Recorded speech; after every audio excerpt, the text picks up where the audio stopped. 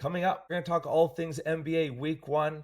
There's so much happening, from betting scandals to players putting themselves into the MVP conversation to most improved players to teams that have surprised us with how well they're doing to teams that have surprised us to how poor they are doing. And so thank you for watching the Cochrane Show. Let's go.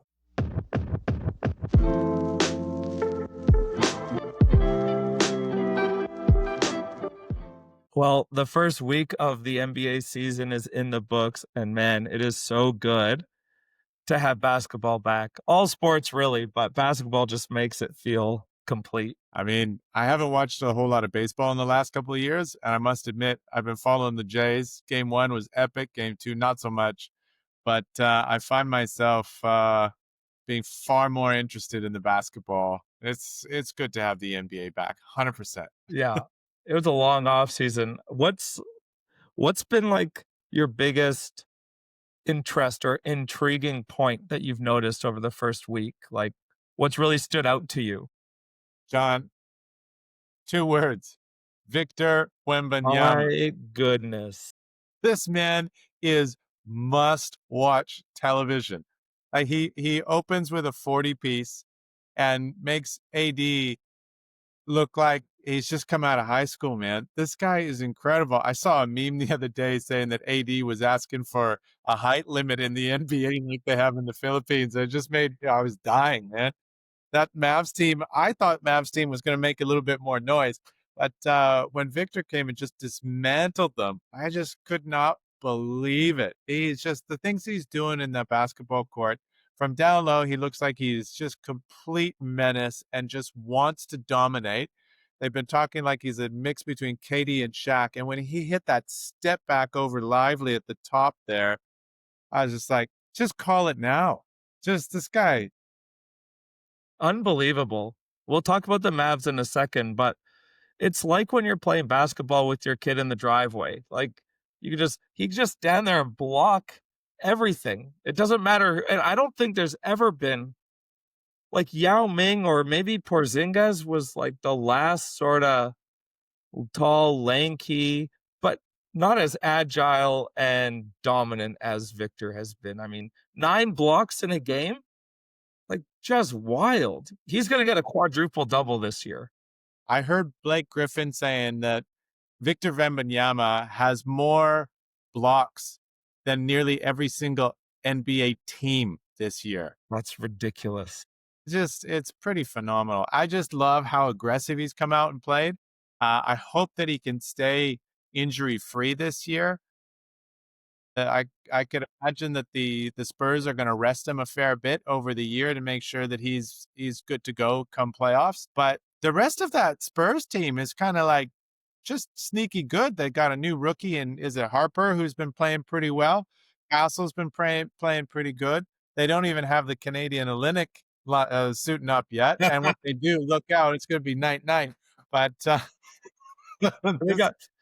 they've got Vassell out there knocking down shots. I mean, You don't have De'Aaron Fox on the court yet. You don't have Sohan on the court yet. They are. Is it too much to say that, like, they're not a play-in team, but a playoff team? No, I think that is that would be, a really optimistic thing to be able to say. And from what I've seen so far, I think just the hunger that they're playing with and the fact that they have so many tools that are not on the floor just yet. I mean, if you can get like, I was thinking about this the other day when he had 40 points, right? You got 12 minutes. So how many possessions in that? Like, what, 3 possessions a minute? So you're looking at 36 possessions. If he gets, so 18 possessions per team. If at least 5 of those finish in lobs to finish, that's not inconceivable. 5 points, 5 lobs, that's 10 points a quarter. It's not inconceivable that this guy could average above 30, close to 40 a game, especially the way he can hit threes. Like, the only thing that limits him is whether his teammates are going to pass him the ball. Like, that is the biggest block in his scoring output. I just watch him, Lauren, and I can't help but laugh. Like, it is comical what he does. Like, sometimes it doesn't look real. It's like you built a player in NBA 2K10, 7'5", and 99 attributes. Like, It's just a video game type player in the Spurs.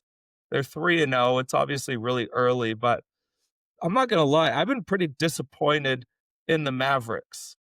It's early, but Anthony Davis not coming into the season necessarily ready to play. Like, I watched a bit of the Mavs versus Toronto today, and I think Mavericks ended up winning that game, but Anthony Davis just sort of looks slow and sluggish and not super engaged throughout the game. And then you've got Cooper Flag, who I never really bought into the hype of him being a superstar. I mean, it's his first 3 games. I know we got to cut him some slack, but I had higher expectations even for a Kyrie Irvingless Mavs team. Look, I think, my thought for the Mavs coming into our conversation today was, is it is it conceivable that Cooper Flag does not win Rookie of the Year? Look, I know it's only been a couple of games so far, and he showed out okay. He had some nice plays against Toronto today, but I think that there was a lot more hope around this Mavs team. I think Kyrie Irving being out really hurts them. But I think that there's a lot of injury prone stars on this team. You mentioned that AD has not been playing up to potential. I think the fire Nico chance coming in by game 2 is not a good look for Dallas. And you're right. They thought that they had just kind of got out of the Luka sweepstakes kind of cleanly by getting the number 1 pick. I don't think Silver might have had a hand in that for him.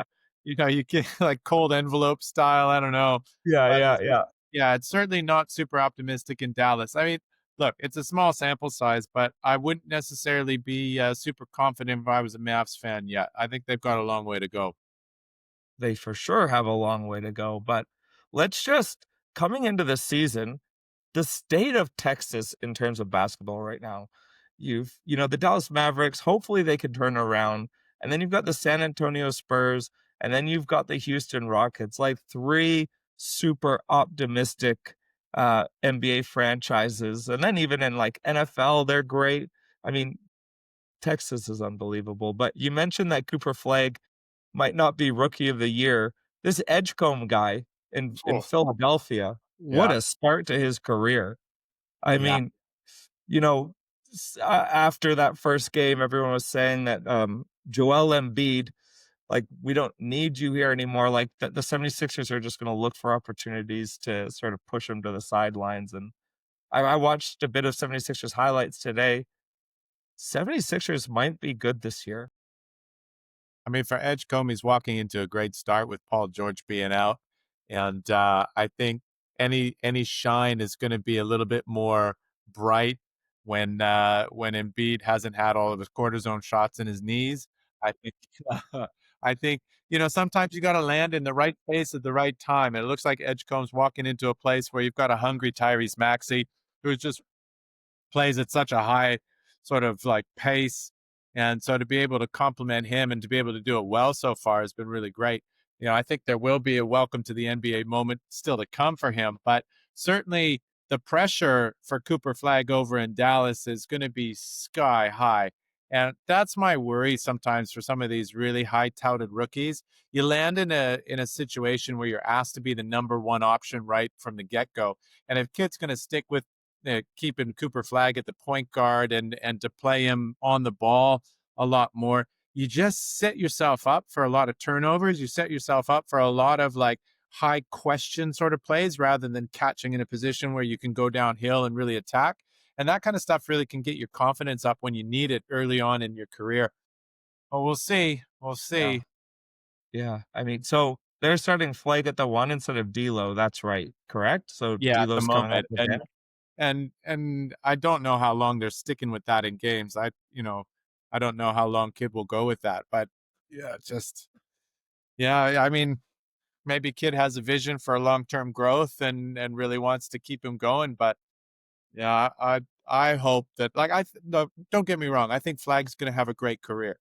I think a teenager doing what he did to the USA basketball camp last year. It shows a lot of confidence, a lot of poise. He certainly comes across as the right kind of character in terms of the way he sees the longevity of his career. I don't think he's going to be the kind of player like Luka who's going to have trouble with his weight consistently and jaw at refs. I think that will be a breath of fresh air, maybe for the management side of things there. But certainly for getting a like a hot start to help fans forget about the trade while Luka's over in Los Angeles dropping more points than any Laker has in the first two games of franchise history. That's tough, man. That's so tough. And They're Luka, I mean, lucky he sprained his finger and got a hamstring stretch this that sat out of the game. But yeah, so Luka's out for a week, but his offense is just inevitable, like, unstoppable in a different way, obviously, than Victor Wembanyama's, but how he can just control the pace of the game, and if you're not gonna double him, if you're gonna let him beat if they're gonna let him try and beat you, like, he's just like, "Hold my beer." Like, "I will do it." Just wow. unbelievable. Yeah, he's a wizard on a basketball court.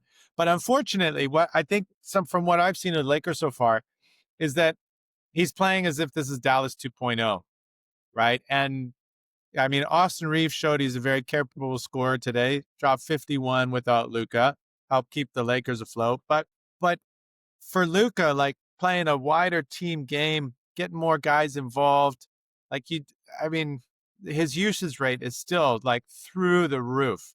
And whether or not that's sustainable over a whole season to get you out of the play-in and in a good spot, like he goes down, LeBron's not back, and say something happens to Reeves, you're a very vulnerable team. I haven't seen enough out of Aiton yet to really give me a lot of confidence. Dominating. I was gonna say, you got dominating on the floor. Yeah, I remember reading an article about him years ago, and it was all about TNT, where he was saying that when he was coming through the ranks, guys would be teasing him, hey, you're tall, not talented. That's why you're in this thing. And I remember reading that thinking, okay, I hope he's got a fire under him to really prove that wrong. And so far, I haven't seen that dynamite sort of stick from him yet. But if any leader can bring him out of it, it would be LeBron. So hopefully, we'll see it in a couple weeks, couple Yeah. months. LeBron's gotta get off his throne on the bench. Man, that the pictures of him again on the Warriors, against the Warriors on the sideline, just emotionless, looking like the Godfather, just watching over everything that's going on. It was I don't I thought that was so cringy, and I think LeBron always has a reason for what he does, and I don't know what his reason was there, but we were talking about Cooper Flagg being MVP. I've got an MIP candidate for you, Yeah. most improved player, and that's Jonathan Kuminga. Hey, Jonathan Kuminga, Warriors, let's go. I I mean, was watching Lakers in the second quarter in between some work, and I was shaking my head, and I thought, "Oh man, this could be a long season. This could you just pick your team now, Jonathan. Pick it now. Where do you want to yeah, go? yeah, I'm not sure Not going to be here." So, and then at halftime, I turned it off, and I had to go to a meeting, and I couldn't believe the box score when I came back. He's looking like he does have a bit of a fire under him. I love what Jimmy Butler and Steph are encouraging him to do. I think it's really wise of Steve Kerr and the franchise to give him a lot of rope really early on.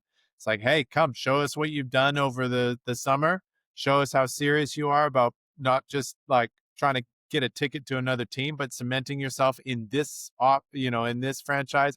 I think he's come back really mature after his benching in the playoffs. And I'm excited because I don't think there was any doubt that he was talented, that he was athletic, but I think the maturity and the questionable decision making was really where it's at. And if he could get to a defensive player of the year candidate, then that gives the Warriors such a strong chance moving forward. Having Jimmy Butler, Draymond Green, and Kuminga hassling you on the defensive end, nobody wants that. Everybody's circling that on their calendars, making sure they get a little bit of extra ice the night before. Like, that's not fun. no, not at all, but the one thing that I've seen the most growth from him is just his playmaking ability. He had next to no sort of court vision or playmaking ability in the last couple of years. Like if he got the ball, he was either stopping the rhythm of the offense or just trying to get his own. Um, Maybe it's the contract that he's got the security now for at least 2 years to not worry about having to play to get paid. But He's the ball's making he's shooting it when he's open, but he's also making the right pass when it's there and Yeah. getting the rebounds, and I like 7 rebounds, 5 assist type guy. That would be huge for the Warriors because yeah, I mean, the other guys oh, I was watching the Warriors. Who did they play? So they played the Lakers, and then they played the Nuggets, and that was a great game. The Nuggets was a great game. Steph was unbelievable. And then they played the Trailblazers, and Draymond Green on a back-to-back is hilarious. Like, I texted you, and yeah, they're getting old, but things weren't going well for the Warriors for about 5 minutes, and Draymond Green's response was, I'm gonna get the ball to Curry. He's like, I'm gonna back someone down and try to post him up. So he does that. He dribbles, does a turnaround floater air ball. And I'm like, Draymond, what are you doing? Like, that's not your game. Get the ball to some of the playmakers. But the Warriors, they're 2-1. I'm impressed with what I see. They're still gonna get healthy. Like Moody's just getting back into the rhythm. Um, Horford didn't play in that game, but Warriors, let's go. I'm excited by what I've seen so far out of them. I thought that by now Steph would have more respect from the NBA schedulers. Gosh. Lakers Nuggets to start the year. I think those are two massive wins. It couldn't be more optimistic about the year. And then it was looking in the third quarter like it was getting close before it's like, nah, this is a scheduled loss. It's too bad it was a scheduled loss on game three. But yeah, Blazers looked nice and frisky. They weren't ready to go away. They need to get a win on the board. And what better way to do it off of emotional Warriors team that just took Jokic to a pretty intense win. But yeah, a lot of really good signs from the Warriors. I mean, this is like it was last year, right? They started the season pretty hot. We thought we had an extra splash brother. And this is what I like about this year is that the team seems to be like, it seems to have a direction. You know, all the players have signed in.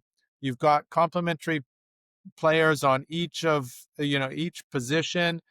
They're not new, like they know their role, and so they've got an extra year to gel. You're not trying to get Buddy up to speed at the last moment, in amongst the injuries. I can't wait for D'Anthony Melton to come back. I hope he can come and provide what he did last year, and yeah, we'll just give like Al Horford a couple months to really warm up and lubricate those knees, and hopefully he'll be ready at the right time. Well, they had no chance against the Trailblazers. I hope I didn't say Pacers before, the Trailblazers, because the Trailblazers went all in on that game. They put all their chips in the middle of the table, so to speak.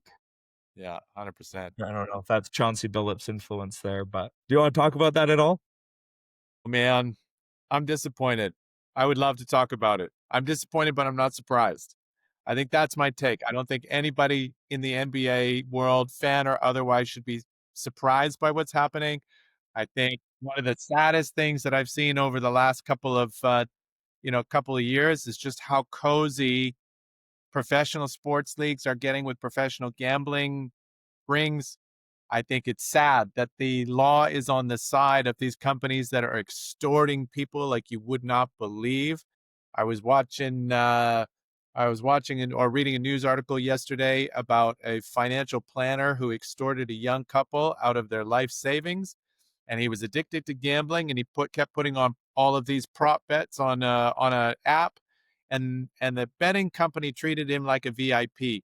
They knew everything about him, all of his data points and stuff. They knew what his salary was, and yet on their systems they could tell he was betting way beyond what he was earning, and they kept him going, kept him going. The guy who was addicted to gambling, this financial planner, ended up stealing the money from the couple, gambled it all away, and now this couple don't get anything back from it. I think it's absolutely Yeah. disgusting. I think prop bets are just horrendous. It should never exist. For guys who are 11th, 12th on a bench, I can completely understand. You're making less money than you thought. All your guys, all your buddies back in wherever you're from are hoping for a little bit of a kickback and to sort of like sail on the coattails, and you can get them an extra 10 grand by throwing a pass or pretending you're injured. It makes total sense. I understand why guys would take advantage of a system, and it sucks that the law is on the side of not the people who are extorting but on the side of this. Like, just clean it up. It's a really simple fix. Just bet on the outcome of the game, not even the scores. Like, just bet on who wins. Keep it at that, and I think you have a much cleaner product. I think we shouldn't be surprised about this poker stuff too. In my mind, I don't think it's about the money. Everybody's talking about it. Like, why would these guys like just try and get an extra couple 100,000 or a couple thousand from poker games? I think it's about like dominating one another, about like, being predators. And you've got all of these alphas on every team. Like, no wonder you're going to win on the court and off the court, settle grudges and so forth. I can understand where it comes from, but I don't think it's a very good look. We were texting about this when the story broke, actually, and we were thinking like, "Oh man, that administration would love to get one up on the NBA that's been so critical of it." I hate to be conspiracy theorist, but Mr. Patel, who was writing kids' books about King Trump and all the rest of it, selling all this sort of fake COVID medicine back in the day. Man, it's just too good to be true. I hope that these guys can clear their name. But for what it's worth, I think gambling ruins way more lives. It just sickens me how many prop bets, how many bets are available throughout each game, and how it's normalized these days for so many young kids coming up. And I'm just so sad. I know that this is entertainment. Sports is entertainment to begin with, but come on, man. Like, we don't have to It's manipulate everywhere, into their money. right? It's any sports podcast you listen to, any commercial. I mean, most of the sports podcasts that would be covering this are sponsored by FanDuel or DraftKings or something. So they're talking about how sad it is, and then they're going into, and this episode is brought to you by FanDuel, right? Give your it's crazy. I was super surprised to see Chauncey Billups' name brought up in all of this.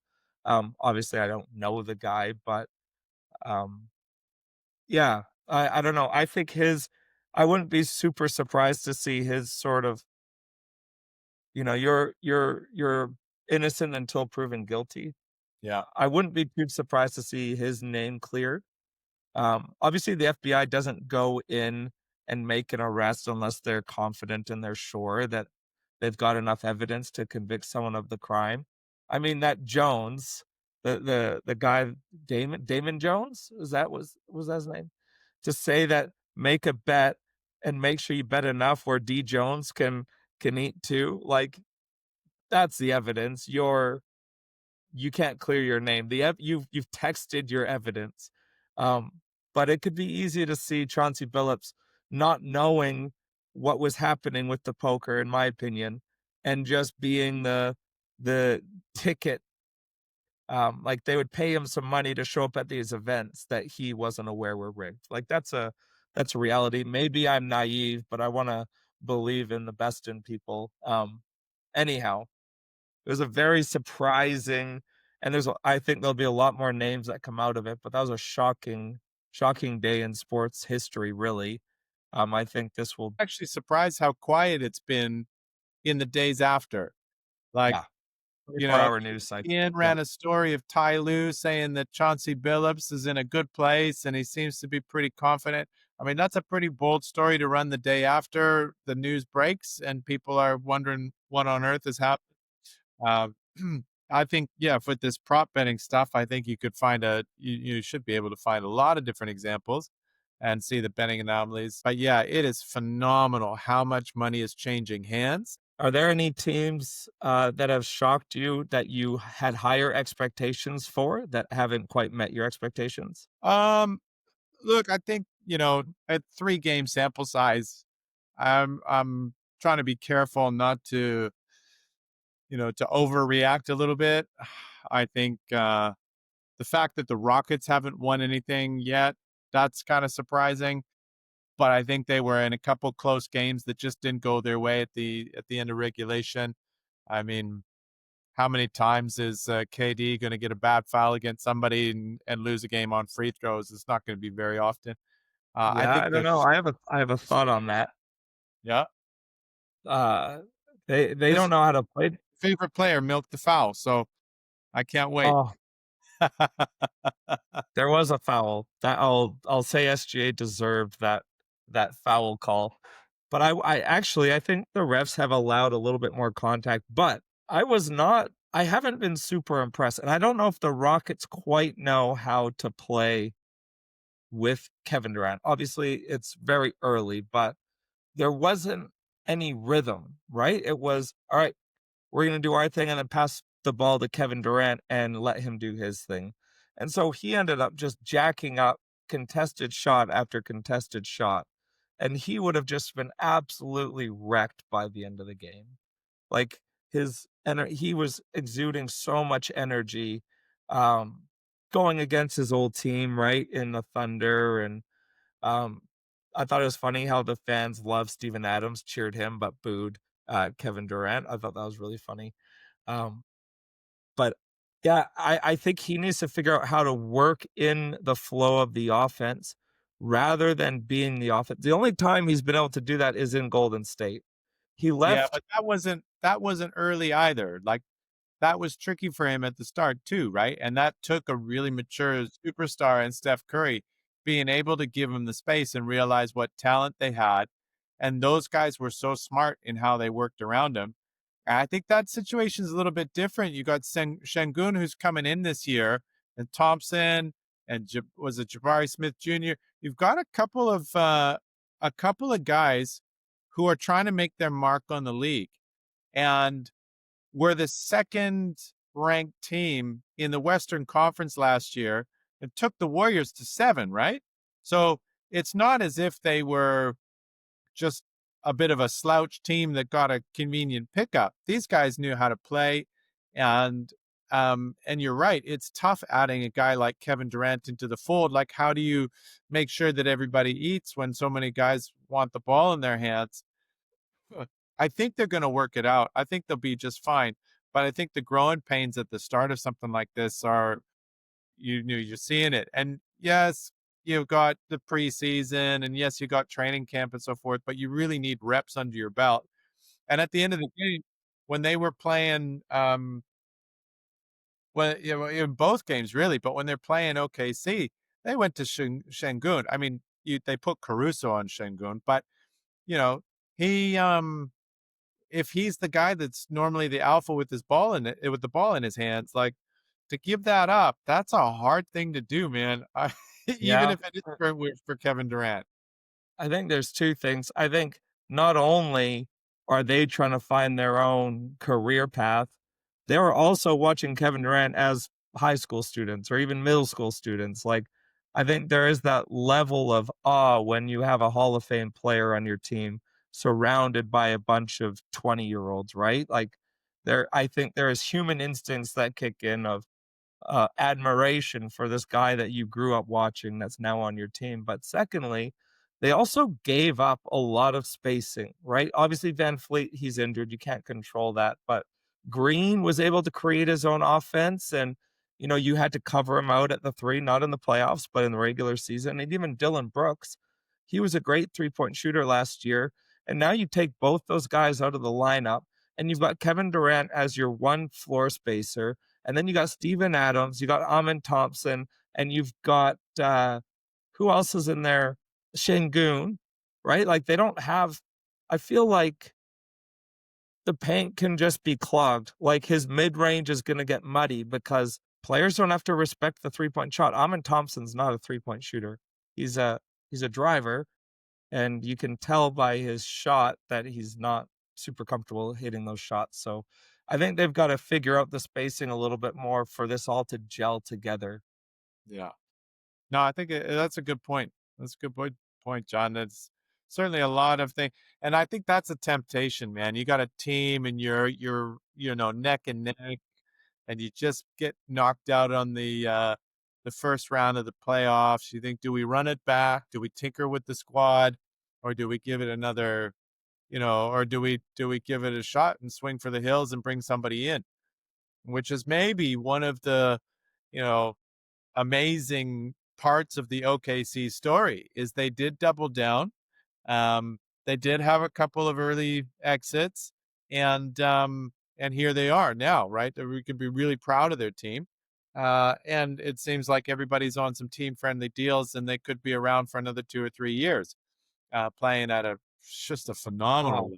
And they still have so much draft capital. Like they got to figure out what to do to consolidate some of this because they have too much riches. Like it's unbelievable how they've at another date, Lauren, I'd love to do the genealogy of the Paul George era in the NBA just to see how much he's actually impacted the league based off his trades. It's unbelievable. Like the last championship finals, that was a Paul George championship with the Pacers and Thunders. But I think another team that's been a bit disappointing is the Clippers. Um, Man, they looked disinterested in their first game. That's hard. Like you've been waiting all year or all offseason to play, and you come out and give that lackluster performance. Not Yeah. only that, it's more than just not playing all off season.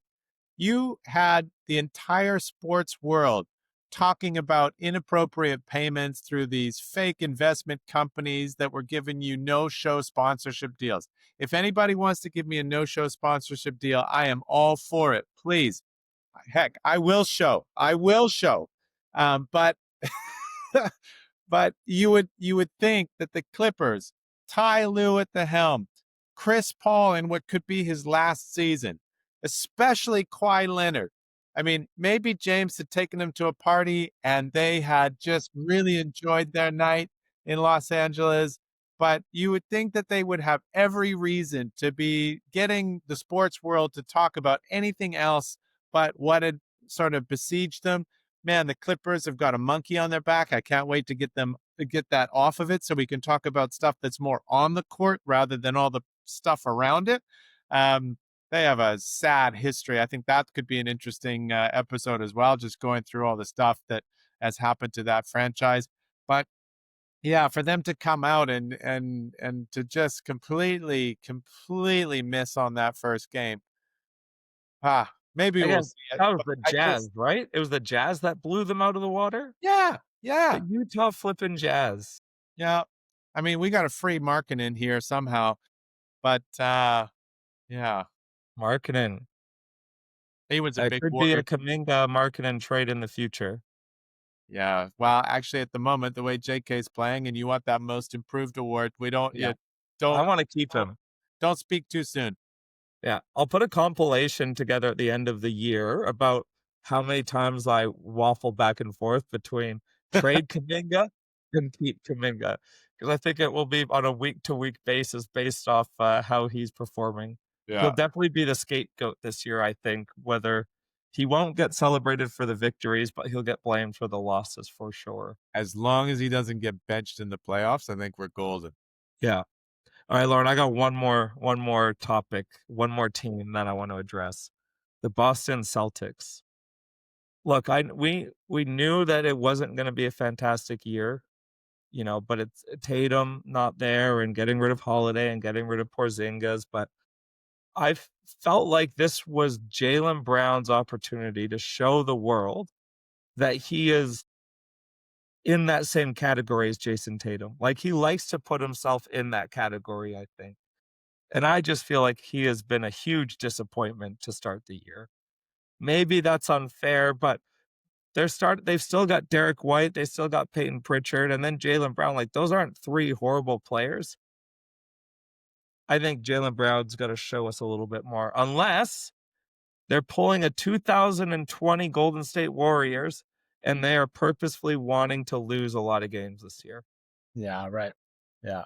Well, I mean, what are they realistically playing for in the East? Realistically, a Yeah. top 6 seed. For real? And then what? Yeah. Well, they're not that's like 3/4 of the NBA, though. Yeah. I mean, it was not like I was hoping that the Boston. I think I picked them to be one of those sleeper teams that was maybe going to make a little bit more noise than what people were giving them credit for. I know that was it Zach Lowe. We got Bill Simmons. We got a couple of big commentators who are just thinking that there's not going to be a whole lot to be excited about in Boston this year. I'm not surprised by this so far. Hmm. Yes, maybe you could make a case for Jaylen Brown wanting to show out a little bit more. Maybe we would want Peyton Pritchard to hit more threes too. Like, just I just don't Also, know what is the best thing for this franchise at this state. I mean, they offloaded some key players. You still, I just feel it out.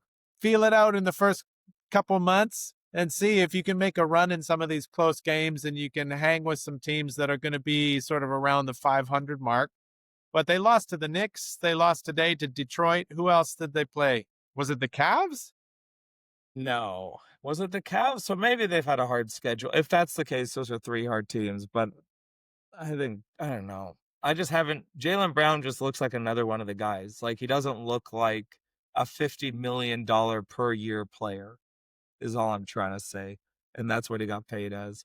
Well, we didn't talk about the Atlanta Hawks, who also haven't they were another hyped team in the offseason, saying that they're gonna be contenders in the East, and new pieces, Porzingis, trying to mesh together. Um, it's good to have the NBA back, and I think there's a long season ahead of us, but Victor Wembanyama is must-watch TV. Like, I haven't had the feeling since watching Steph Curry in 2014 against the Knicks.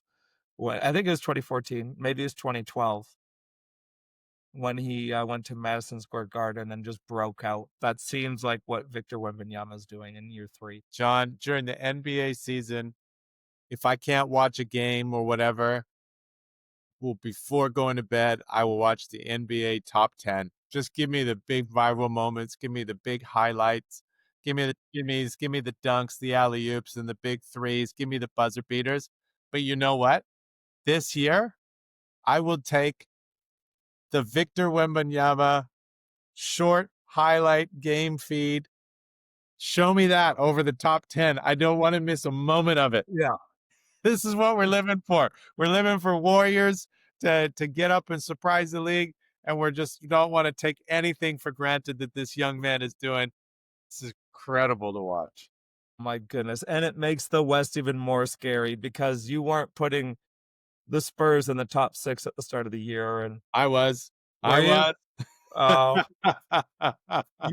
you foreshadowed better than I did, but, Man, you can't spend that much time at a Shaolin temple and not take your team to top 6. Everybody's doing it next year.